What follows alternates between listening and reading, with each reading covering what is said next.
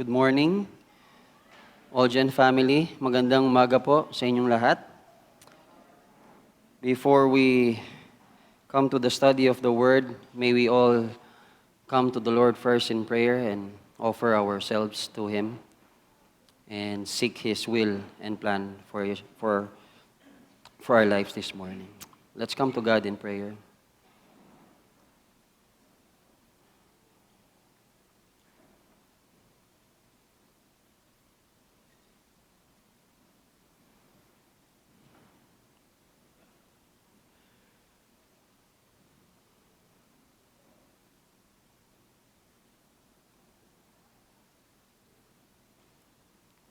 Father, we thank you for another day.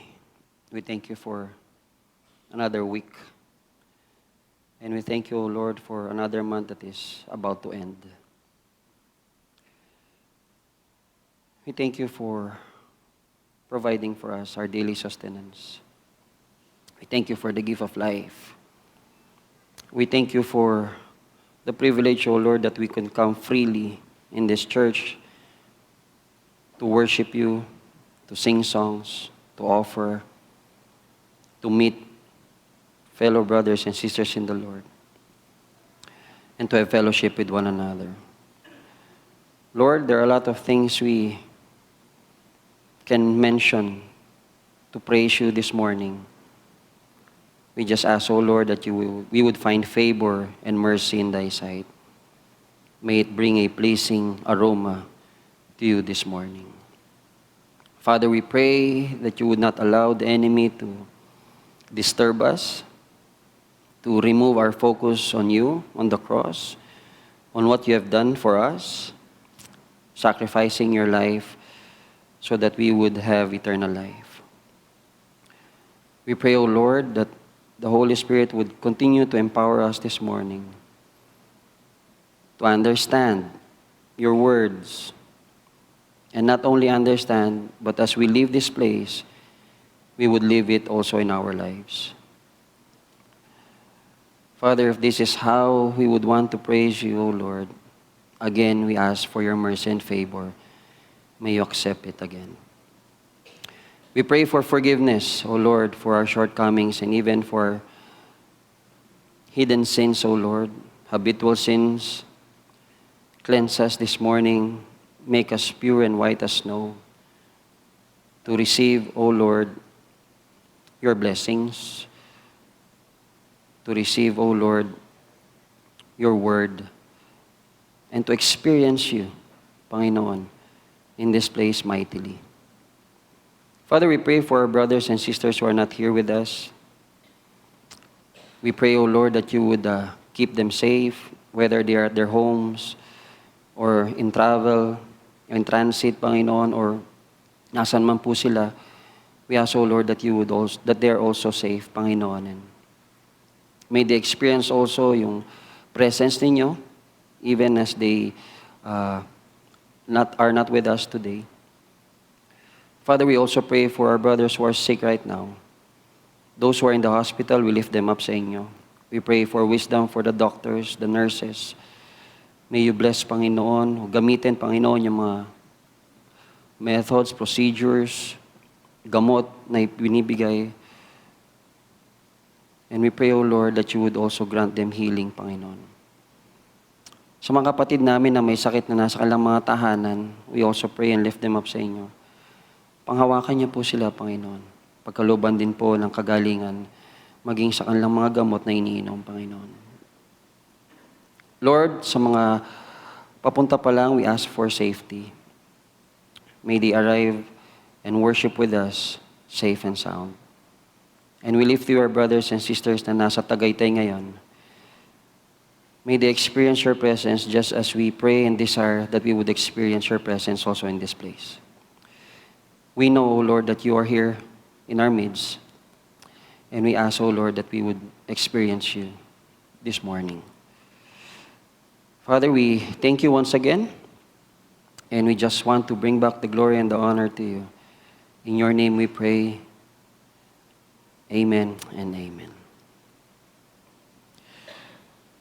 Magandang umaga po ulit mga kapatid sa Panginoon. Super Friends. Familiar po ba kayo sa Super Friends?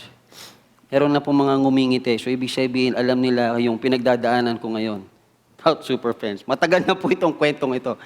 Okay, for yung mga new generation, tsaka mga ex, kung ano-ano man pong generation ngayon, malamang hindi nyo na alam yan. Kasi ang mga movies na lumabas ngayon ay particularly individual na po sila. But this is something that we look forward during our time.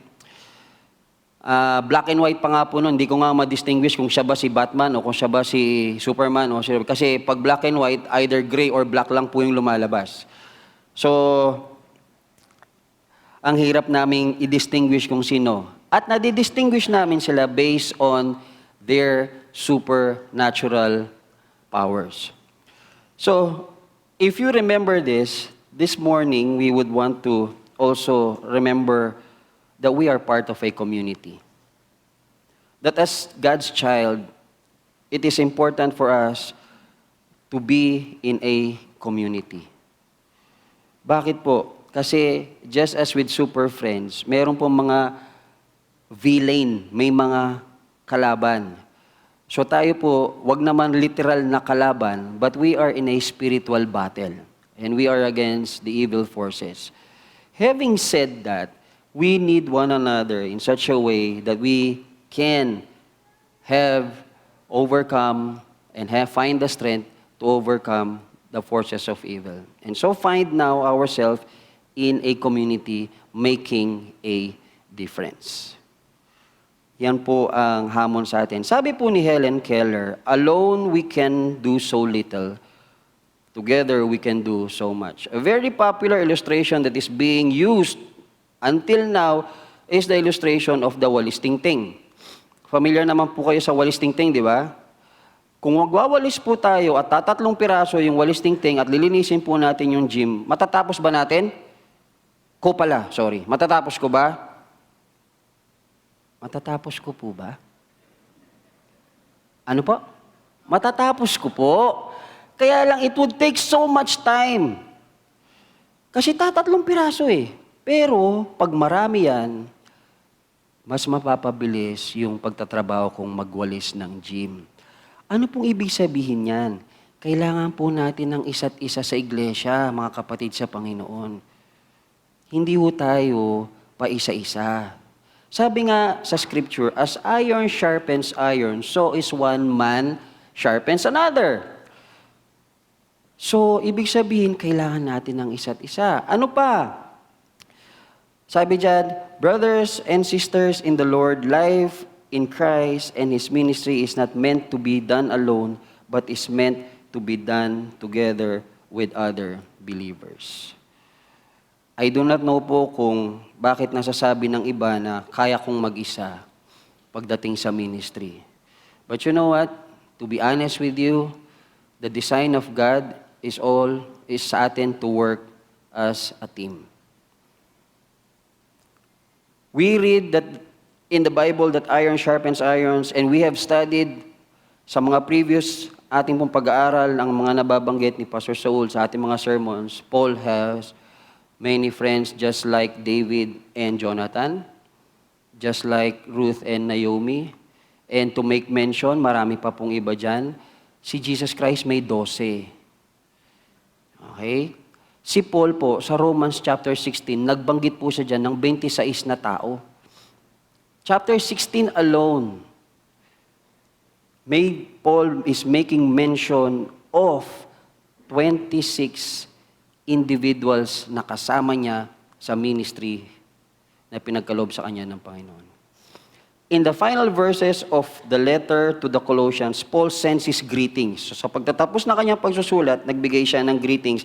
And he made mention of several friends, which we can call now as his super friends. But because we are God's child, we call them spiritual friends. So sila po ay dinescribe ni Pablo sa kanilang mga contribution sa kanya pagdating sa ministry. Now, these people are ordinary people. Parehas lang natin. Hindi naman po sila kakaiba eh. Hindi naman po sila may superpower at tayo wala. They are ordinary people like you and me. They are people whom God used to spread the gospel around the world. And they were great help in the ministry God has entrusted Paul. Now, we look at how many? 10. We look at now Paul's super friends. We start with number 1, Tychicus. Now, Tychicus is a reliable friend. Sabi niya dyan, beloved brother, faithful minister, and fellow servant in the Lord. Now, Tychicus is also a messenger who carries the letter of Paul in prison to the Colossians. And if you jump to 2 Timothy chapter 4, verse 12, he is also the one who carried a letter to the Ephesian church. Ano po ang ibig sabihin, bakit reliable? Noong unang panahon po kasi, wala naman text. Walang messenger. So, ang proseso po ng pagkomunikasyon nila, isa po doon ay ang pagpapadala ng sulat. At hindi po ganun din kalapit ang pagpapadala ng sulat. Malayuan po yung mga lugar doon.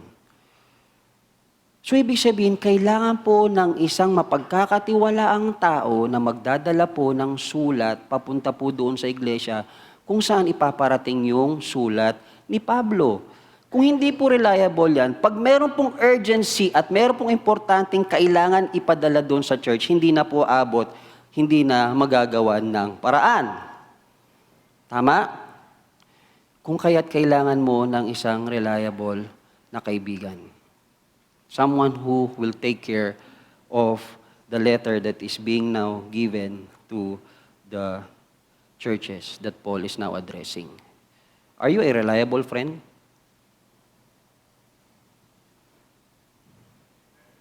Amen. Praise God.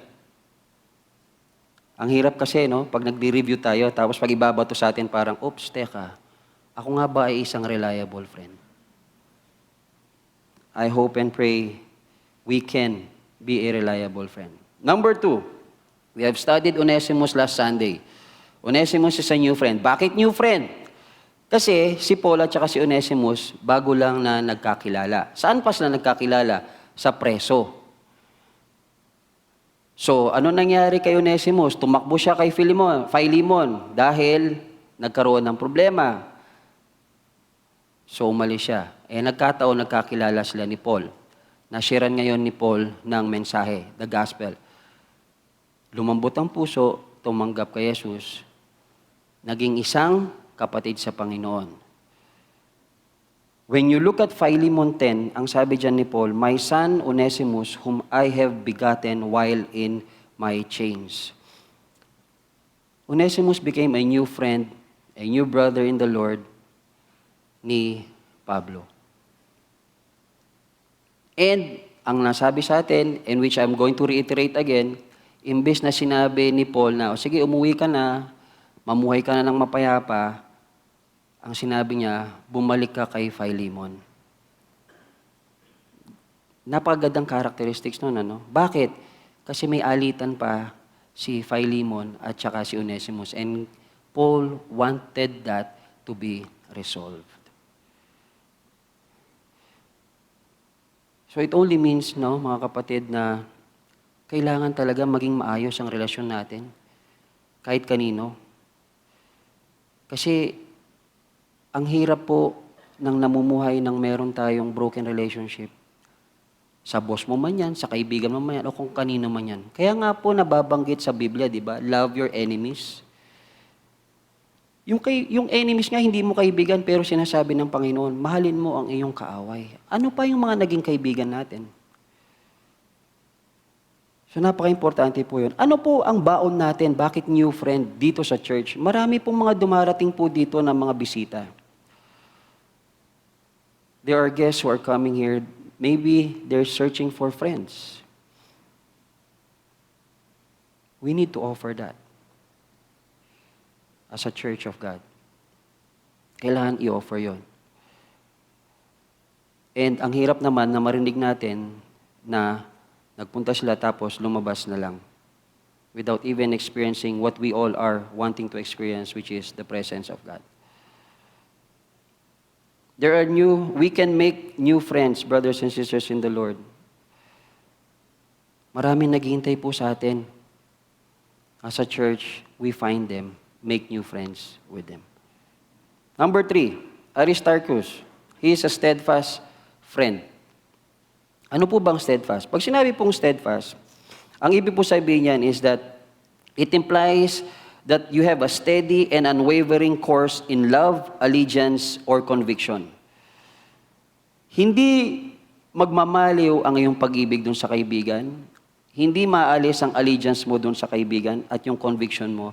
You would stick to that friend up to the very end. Bakit po naging ganon? Si Archicus po, isa po siyang Macedonian from Thessalonica. And Acts 19 describes him as someone who is always in the forefront. Ibig sabihin po ng forefront. Nung panahon po kasi namin, meron po tinatawag na starter. Okay, I don't know for some of you kung ano ibig sabihin nun, but ito po explain ko. Sa mga magbabarkada po, meron po tinatawag na starter. Sino po ito? Ito po yung nagmo-mobilize ng grupo. Sa lahat, pagdating sa rumble, yan, nauuna yan. Pagdating sa mobilization, yan nauna yan. Starter po ang tawag namin dyan. I don't know for your generation right now. Si Aristarchus, ganyan po siya. He is always in front of Paul. Bakit po natin masabi? In Acts chapter 19, while they were spreading the gospel, nagkaroon po ng riot. Nagkagulo-gulo po sila dyan because of yung in front of the temple of Diana, na kung saan nagkaroon ng clash at ng mga tao against dun kay Paul at saka yung mga kasama niya nagsishare ng gospel. So, dun sa kaguluhan na yon, ang nangyari, Aristarchus was in front and eventually, siya po ang hinuli at siya po ang ikinulong. Instead na si Paul. So, si Paul po dyan nakatakas. Pangalawang senaryo, in Acts chapter 27, Paul was now going to a missionary journey, sasakay po ng boat. Now, during that time, ang nakakasakay po ng boat is either master at ang kanyang slave. Hindi ho basta-basta sumasakay sa boat unless na may pera ka. And the only way that he can come up to that is to be now a slave of Paul, which is hindi naman siya slave ni Paul. Bakit? Kasi siya ay co-worker ni Paul. But he was willing to do that so that he could be with Paul in his journey in spreading the gospel. Let me give you a story na mag-illustrate ng pagiging steadfast. There was a story of a man who was walking along the street at nahulog sa imburnal. Nung nahulog sa imburnal, dahil mataas yung akyatan niya, ang sabi niyang ganon, sumigaw siya at humingi siya ng tulong. Sa kanyang pagsisigaw, merong dumaan isang doktor. Sabi niya, help me, help me. Tininan ng doktor, ang ginawa niya, nag-write ng prescription. Pagkatapos, sinulog niya doon. Sumunod, sumigaw pa rin siya, help me, help me. Dumaan ng isang priest. Pagdating ng priest, tininan siya, ang ginawa ng priest, pinag-pray niya. Tapos malaon, dumating yung kaibigan niya, si Joe. Joe, help me, help me. Sabi niya gano'n. Ang ginawa ni Joe, tumalon siya doon sa loob ng manhole. Sabi ng lalaki, loko-loko ka ba? Humingi nga ako ng saklolo Bakit ka tumalon? Di dalawa na ngayon tayo dito. Alam mo sagot ni Joe? Huwag kang mag-alala. Meron na akong paraan, alam ko nang paano lumabas. Somehow we need to put ourselves in our friends' shoes. And the Lord would grant us, alam niyo yun, yung means to help our friends who are in need. And that's what friends supposed to be. Ang hirap nung meron kang kaibigan pero ang feeling mo wala. Again, the question, are you a steadfast friend? Kaya ba natin maging steadfast sa ating mga kaibigan? And I hope and pray that we are a steadfast friend to our friends and to everybody else, especially for God's children. Number 4, we have a reconciled friend. Okay, si Mark po yan. Now, si Mark, sabi the Colossians verse 10, Mark, the cousin of Barnabas, about whom you receive instructions, if he comes to you, welcome him. Bakit po reconciled friend? Now, the story of Mark goes way in Acts chapter 13 and chapter 15, na kung saan si Paul on his missionary journey, nagkaroon sila ng agreement ni Barnabas na magsasama sila ng secretary. And etong secretary nito ay none other than si Mark. So when they went out to missions, it so happened that si Mark sumakay ng bangka at umuwi. In short, iniwan si Paul at saka si Barnabas. So pagdating ngayon ng Acts chapter 15, sabi ngayon ni Paul kay Barnabas, mag-missions ulit tayo. O sige, sabi ni Barnabas, sama natin si Mark. Sabi ni Paul, wag na. Nagtalo sila ni Barnabas. So ano nangyari? Barnabas went his way, getting now again Mark. Pero si Paul, ang kinuha niya, si Silas. But this is what happens. As we go on and read the scriptures, at the end, sabi ni Paul sa kanyang sulat, receive Mark and give him a welcome if he should come. In short po, nagkaroon po ng reconciliation si Mark at saka si Paul. Ano pong turo po, ano pong may dadala po sa atin yan? Dalawa po. Sa magkapatid po sa Panginoon, nagkakaroon po talaga tayo ng alitan. Nag-aaway po tayo. Pero, inaasam po ng Panginoon na ma-reconcile po tayo sa isa't isa. We often also hear that whenever we celebrate and partake in the Lord's Supper. We often hear that pag meron tayong ino-offer, they use scriptures na sinasabing, before you offer unto God, if you have something against your brother or your sister, umuwi ka muna at i-reconcile mo yan. That is how important reconciliation is amongst brothers and sisters in the Lord. Pangalawa, it is also a teaching for us na ang failure ay hindi po siya masama. We all will fail. But it doesn't mean that we cannot stand up and the Lord cannot use us again. Marahil natisod tayo sa ministry, marahil natisod tayo sa kaibigan, pero hindi ibig sabihin na wala na tayong kwenta, hindi na ako para sa ministry, aalis na ako. Ang sinasabi po doon na encouragement dito ni Paul, pwede tayong tumayo. Just like Mark, who stood up again, went back to the ministry, was reconciled with Paul, and at the end of Paul's life, sabi ni Paul, give him commendations, accept him. Napakaganda po, no, ang reconciliation.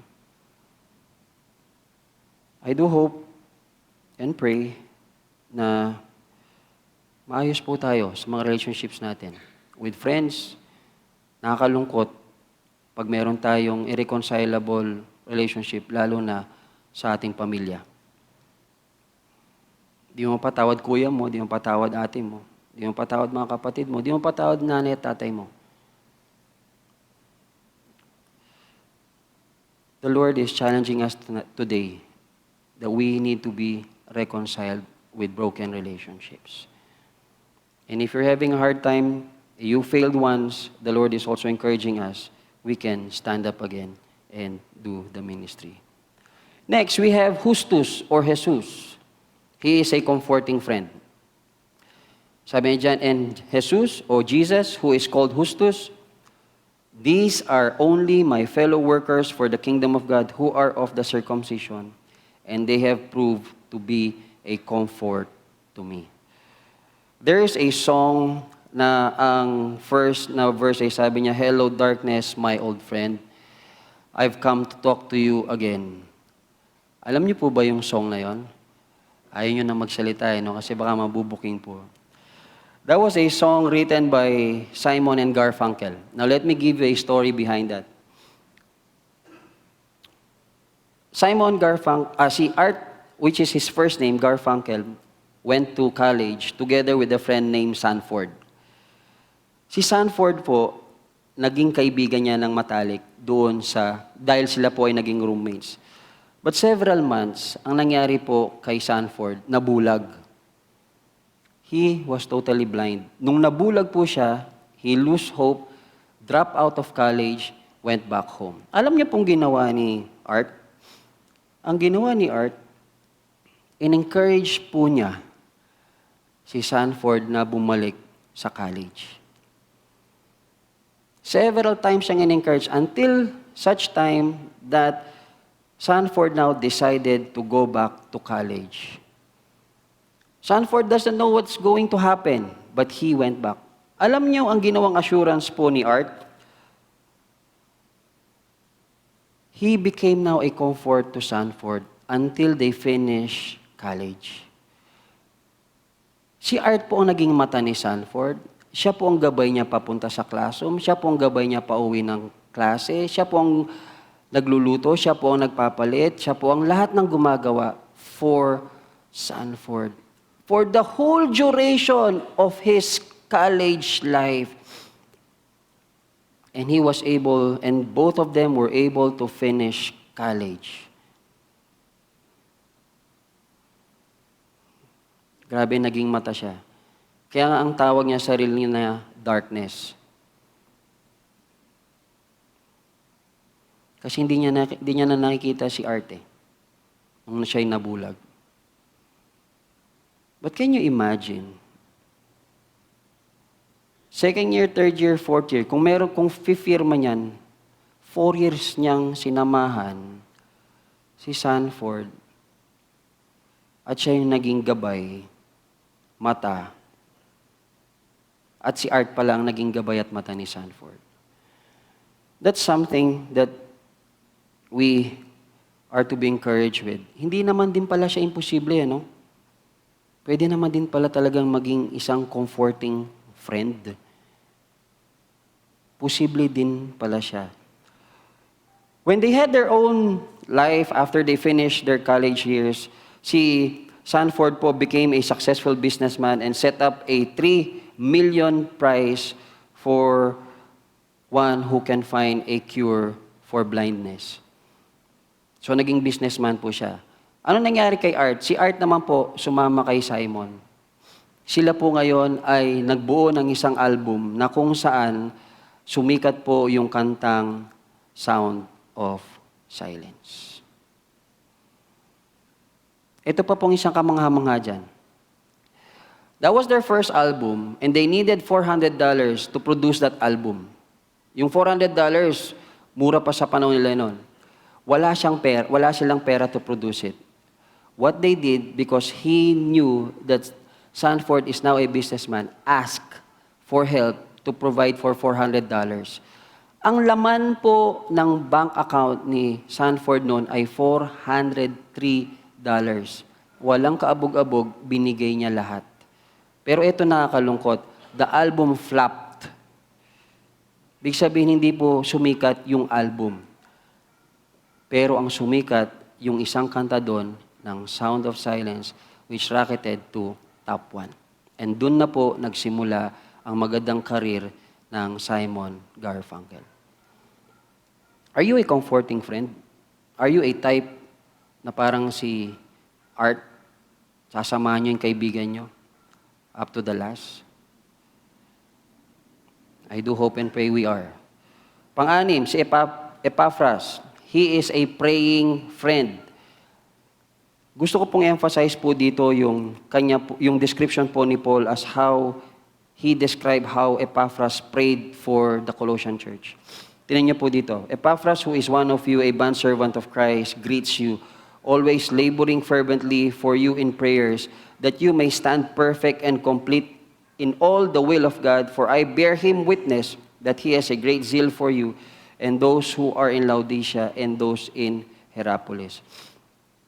For a praying friend, meron pong mga elements ang kailangan natin maintindihan dito in order to us to understand how to pray for our friends. Number 1, we are to pray faithfully.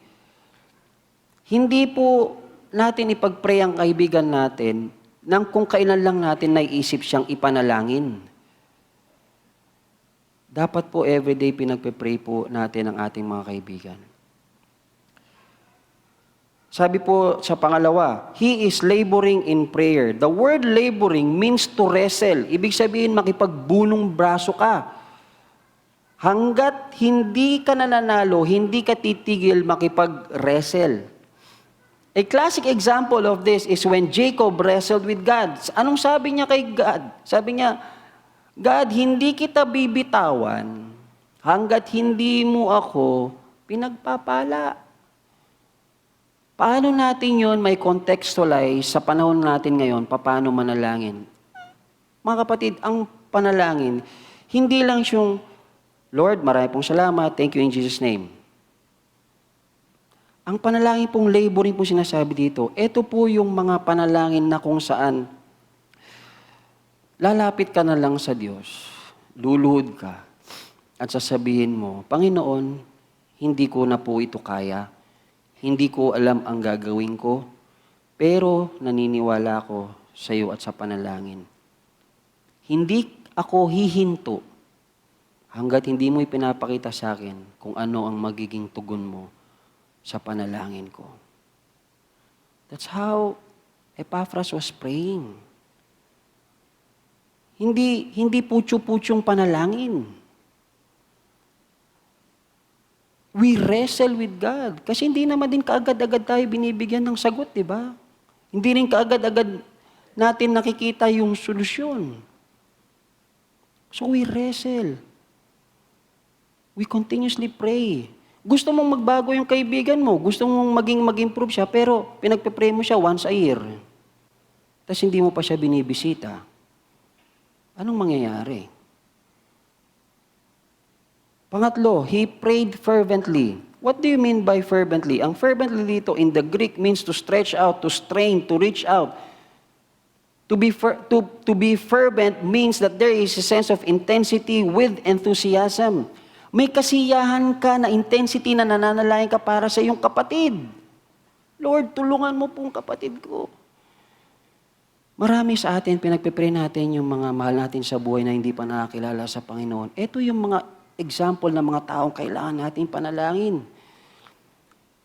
Ito yung mga taong kailangan natin bigyan ng oras. Lalo na, hindi pa sila nakakilala sa Panginoon. Yung mga kaibigan natin na hindi nakakilala, sila yung mga nangangailangan ng panalangin.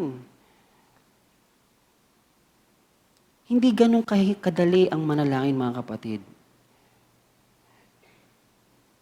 Kaya nga, kung titingnan nyo at talagang you would really examine how God prayed. Si Yesu Kristo nga, nung nanalangin, talagang lumabas pa ang dugo saan ng katawan eh. Sa intensity ng panalangin. Tayo, i-request lang ng pastor manalangin ng 30 minutes. Wala pa man 15 minutes, di na mapakali. Gusto amen na, tagal naman ng amen. Amen na ba daw? Hindi. Sometimes we really need to put the words of God seriously, mga kapatid. Talagang ilagay natin sa tama. Kasi pag nailalagay natin sa tama yung mga inuutos ng Panginoon, nagiging mas effective at nagiging mas kaaya-aya tayong mga anak ng Diyos. Last, anong sabi niya? Pray for the church spiritual stability. Asan dyan mababasa? Sabi niya dyan, that you may stand perfect and complete in all the will of God. All Generations family, are you praying for your pastors?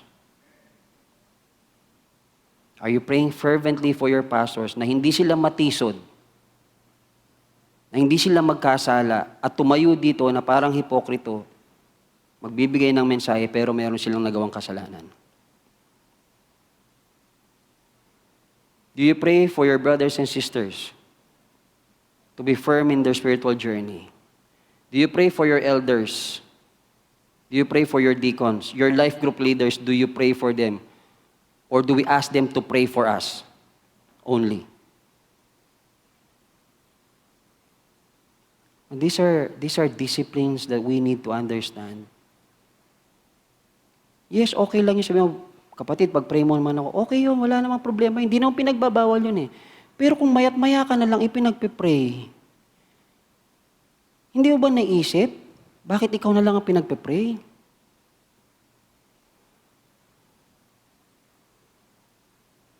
The Lord has something wonderful in store with each and every one of us. Tayo mismo. I-discover natin yon, hanapin natin yon. And one thing that I know for sure, makikita natin yon. Number 1 is reading God's Word. Number 2 is prayer. Panalangin. It's a communication with God. Continue to pray faithfully. Continue to labor in prayer. Continue to fervently pray. Hindi kayo nagpe-pray dahil inis kayo. Nagpe-pray kayo dahil masaya kayo. Nagpe-pray kayo dahil ito ay nakakapagbigay ng kalayaan, peace sa puso nyo. Hindi ito kabigatan. Pang-pito, we have Luke. He is a talented friend. Bakit talented? Sabi ni Paul, Luke, the beloved physician. Alam niyo po sa mga taong nag-iedad, kaya ayoko pong sabihin yung tumatanda. Sa mga taong umiidad, I don't know for others, pero sa akin po, ako po kasi very sickly po ako when I grew up. So, pag pag nag-iedad tayo, tumataas din yung risk na nagkakasakit tayo. And napaka-comforting na meron kang doktor na pwedeng tawagan 24 hours. Hindi ba? Dok, hello po. Meron po akong naramdaman. Ito, gano'n. That's very comforting. Even in the wee hours. 1:00, 2:00, 3:00, kasarapan ng tulog. Yan yung nire-recommenda ng doktor para gano'n mag-recuperate ka. Pero meron kang nararamdaman, tawag ka, andyan. Now, Luke was not only a physician, he was also an author. Bakit siya author? Because he wrote the book of Acts and he wrote the book of Luke. Siya pong nagsulat niyan. And he is also an historian when we come to study Luke himself. So he is very talented. Mga kapatid sa Panginoon, hindi po ako naniniwala na ang Diyos, hindi kayo o isa sa atin, walang talento. God has given us talents, each and every one of us. That's how loving God is. Gamitin po natin yan, mga kapatid, sa ministry. Gamitin po natin yan. Huwag po natin bulukin yan. Bibili tayo ng gitara, pero ilalagay mo lang sa case. Di mabubulok yung gitara. Diba? Kailangan po natin gamitin yung mga talents natin na pinagkaloob ng Panginoon. And not only was Luke using his talents for the ministry, but he also became a soul brother for whom? For Paul. Tingnan niyo po sa 2 Timothy chapter 4 verse 11. Sabi ni Paul, only Luke is with me.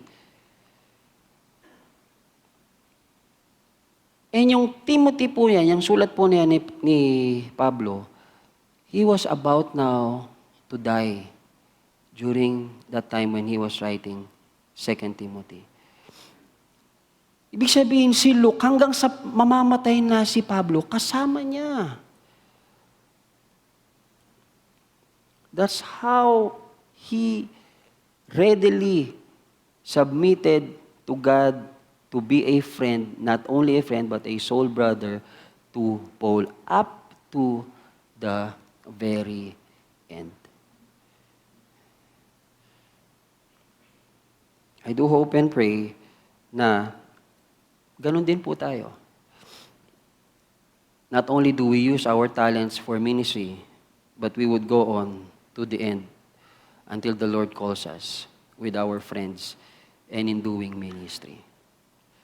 Now let me come to the 8th one, which is Demas, a very difficult friend. Bakit po difficult friend si Demas? 3 beses pong binanggit si Demas at not minimal but napaka-shortened po yung description ni Pablo. Sabi niya dyan, sa Philemon, Epaphras, my fellow prisoner in Christ, greets you as do Mark, Aristarchus, Demas, Luke, my fellow laborers. Dito sa Colossians 4:14, yung text natin, sabi niya, Paul has simply described Demas without any special word of praise or appreciation. Bakit ho? Kasi when you jump to 2 Timothy chapter 4 verse 10, si Demas ho, ito po yung ginawa niya. Demas has forsaken me, sabi ni Paul, having loved this present world and has departed for Thessalonica, Crescens for Galatia, Titus for Dalmatia. Ano ho ibig sabihin? Ito ho yung mga senior po sa atin ni Kuya Sly na mga pasaway na kaibigan.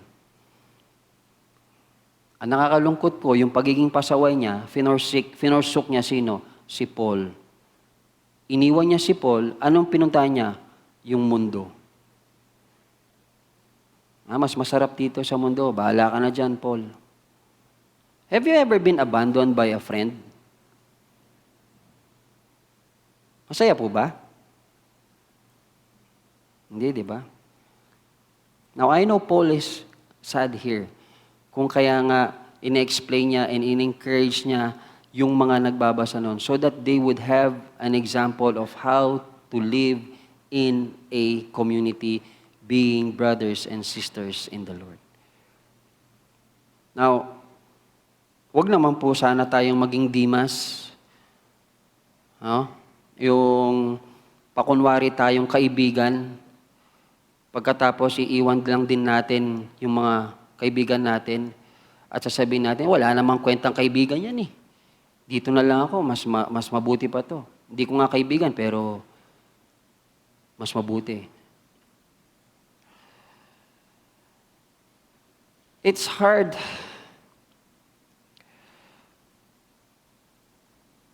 sa magkaibigan na maghiwalay. Mas masakit kung yung kaibigan mo yon hihiwalay pa sa pananampalataya. Anong contribution natin doon? In-encourage ba natin yung kaibigan natin yon? O pinagtulakan pa natin na lumayo sa atin?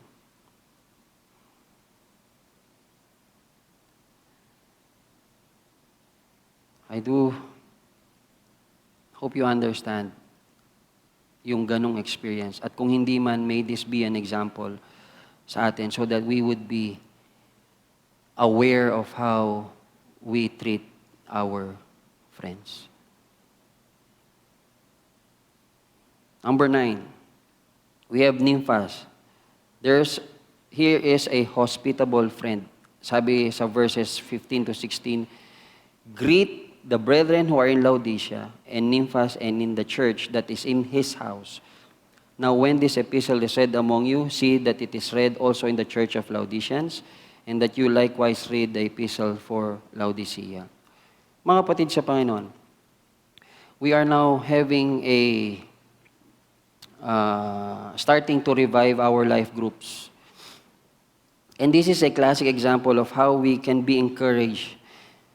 Ito pong mananampalataya si Nymphas. Sa kanya pong pagkakadescribe ni Paul, makikita po natin na isa po siyang may kakayanan sa buhay. Kasi ang iglesia po nung unang panahon, hindi pa naman po mga ganitong mga local, tinatawag nating church. The churches that are being planted before starts from a house. So ang pagtitipon nila ay sa isang tahanan. Tanungin na lang natin, sa dami ng hinahawakan ng Panginoon, sa dami ng tinatouch ng Panginoon na maging anak niya, ang hirap magstay sa isang maliit na tahanan for worship and fellowship. So we understand now sa sitwasyon ni Nymphas na kanya pong hinahouse yung mga brothers and sisters means that meron siyang kakayanan sa buhay at malawak ang kanyang tahanan. Now, what is that to us? Ano po ba sa atin ngayon yan? Pastor, hindi naman po malawak yung tahanan ko. Alam niyo po yung tinatawag na you invite your brothers and sisters in the Lord and house them to have fellowship with one another. Ano po ba naman yon sa atin? We open our home to our brothers and sisters in the Lord. We are starting life groups. Ang isang problema ng life group ngayon ay saan po tayo magla-life group? Mga kapatid, this is a challenge for you. If you are blessed, maybe you can open your home for the connection of life groups. Hindi ba napakaganda din po yun? Makita ng mga kapatiran, tayo mismo, nagpapalakasan tayo. So this is a challenge for us. If we are in a life group and we are blessed, it is a challenge for us that we open our homes to our life group members. Have them experience a loving community and a friendly and hospitable community. Lastly, I'd like us to look at Archippus. He's a discouraged friend. Sabi sa verses 17 to 18, "And I say to Archippus, take heed to the ministry which you have received in the Lord, that you may fulfill it. This salutation by my own hand, Paul, remember my chains. Grace be to you." The word fulfill there has the idea that God has a purpose for every church and every servant that He works in us, through us to complete those works that He had prepared for us. Ano hong ibig sabihin niyan, mga kapatid? Tayo hong mga anak ng Panginoon, meron hong purpose ang Diyos sa buhay natin na kailangan po nating gampanan. Kasi po, kung magtatapos lang sa salvation, ang purpose ng Panginoon, mga kapatid, tatapatin ko na ho kayo, mas maganda pa na pag tayo ligtas na, mamatay na ho tayong lahat. Kung yun lang yung purpose ng kaligtasan. Kaso mo, hindi lang yun yung purpose ng kaligtasan, mga kapatid Ibig sabihin, yun po yung simula ng purpose ng Diyos. Mapalad tayo at pinagkalooban tayo ng kaligtasan.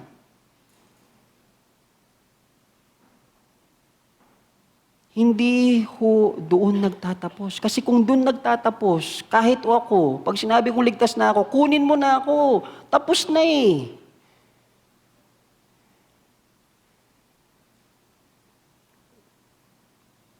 Gusto ko pong gamitin si Pastor Ding as an example. Si Pastor Ding po, nakikwento po niya sa amin during our staff meetings. Ano yung naging plano niya sa buhay. Ito po yung palaging bukang bibig niya. Nung ako nagtrabaho, ang goal ko is mapaaral ng mga anak ko. Magkaroon ng maayos na buhay, which he was able to achieve. Pagkatapos, mag-retire na ako. Enjoy yung nalalabing panahon sa buhay ko, kasama ang anak ko at ang mga apo ko.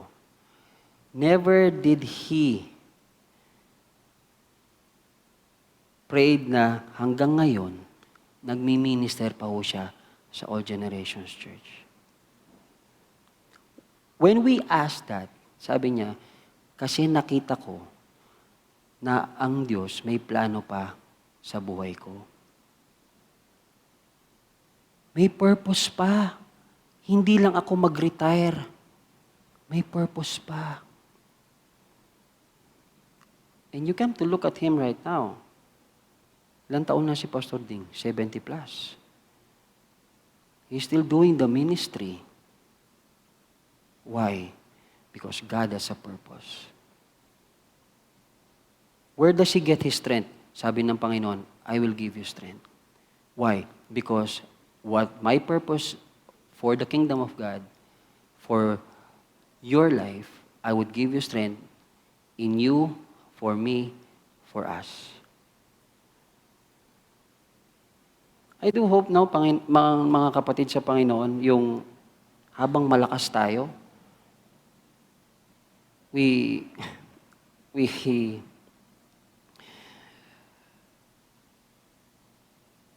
somehow give back to the Lord what He has given us. Alisin na po natin sa mentalidad natin yung kontekstong mahirap. Mahirap nga kung tayo ang gagawa. Pero kung ang Diyos ang gagawa sa atin para sa Kanyang kaharian, posible yan. Walang bata, walang matanda, walang byudo, walang byuda. Lahat tayo gagamitin ng Panginoon. May purpose ang Panginoon sa buhay niyo, mga kapatid. Iniintay lang niya tayo. Magpagamit tayo. Minsan nakakalungkot. Sa trabaho, gamit ka na, hindi ka nagrereklamo. Ang Diyos na nagbigay sa iyo ng buhay na walang hanggan, hindi mo mamapagsilbihan.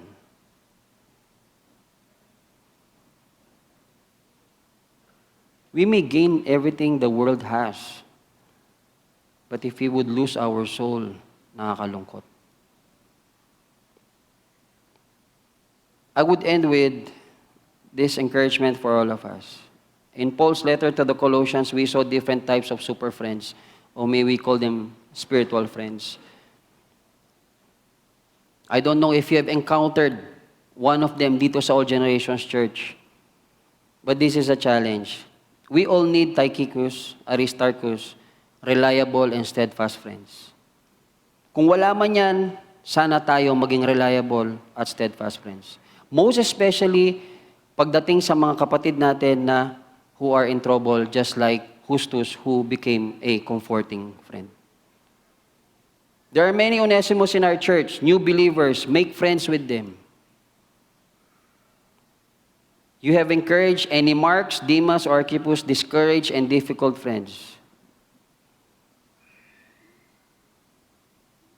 I do hope we encourage yung mga nanghihina sa pananampalataya. Just like yung pag-encourage ni Paul kay Archippus. You will meet Epaphras during Thursday nights. Sino to mga to? Yung nag-attend po ng prayer night. Come and join us. We all need prayers. Definitely, there are who are nymphas here. Marami naman po sa atin who offer their home. Sa amin, na-experience namin yan. Pag may mga birthdays, palagi kaming iniimbita. Marami pong salamat sa inyo, mga kapatid.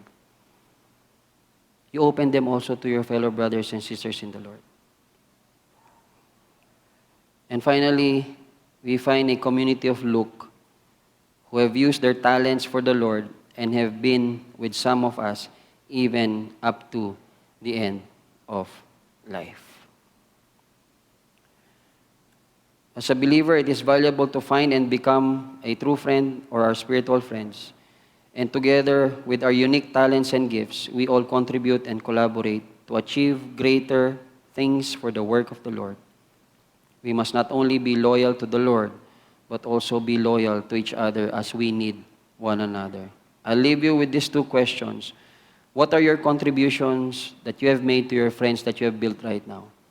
Ano yung mga contribution nyo sa mga kaibigan nyo ngayon? Are you growing in the kind of friend that God has purposed you to be? Finally, let us appreciate and nurture the friendships in our church, working together, supporting one another as we serve God faithfully. Be super friends, spiritual friends for the Lord, and make a big difference in the community and in All Generations Church. Magandang umaga po, brothers and sisters in the Lord. God bless you. Let us all stand po as we come to the Lord and sing.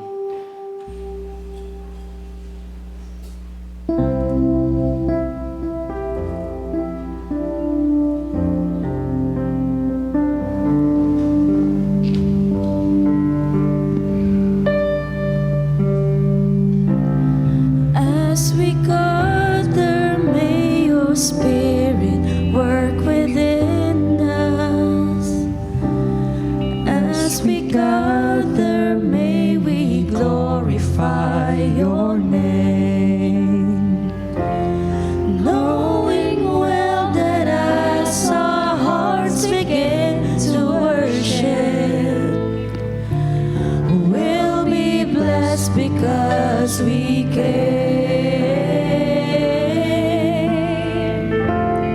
We'll be blessed because we came.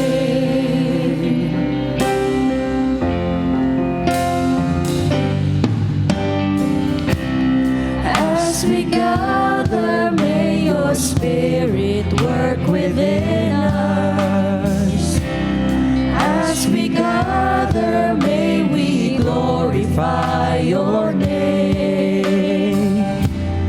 Knowing well that as our hearts begin to worship, we'll be blessed because we came.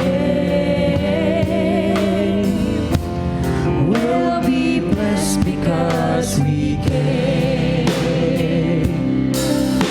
Steadfast love of the Lord never ceases. His mercies never come to an end. They are new every morning, new every morning. Great is thy faithfulness, O Lord.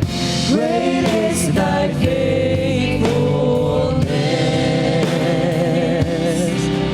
The steadfast love of the Lord never ceases. His mercies never come to an end. They are new every morning, new every morning. Great is thy faithfulness, O Lord. Great is thy faithfulness, O Lord. Great is thy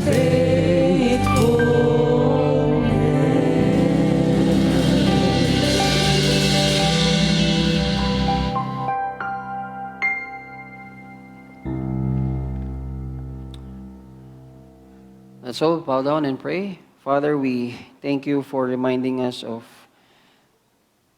friends. We thank you for reminding us also, Panginoon, how you want us or purpose us to be friends with fellow believers in the Lord. Lord, it is our prayer and desire na nawa, O Diyos, just as kami po ay naghahangad ng mga karakter ng mga ganong kaibigan, kami po mismo din, Panginoon, ang magkaroon ng mga ganitong kakaibang mga karakter, Panginoon. Help us, O Lord. Help us, O God, by the power of your Holy Spirit. And Lord, we pray now as we depart from this place, that to Him who is able to keep you from stumbling and to present you before His glorious presence without fault and with great joy, to the only God, our Savior, be glory, majesty, power, and authority through Jesus Christ our Lord before all ages, now and forevermore. Amen and amen. God bless you po and have a blessed week ahead of you.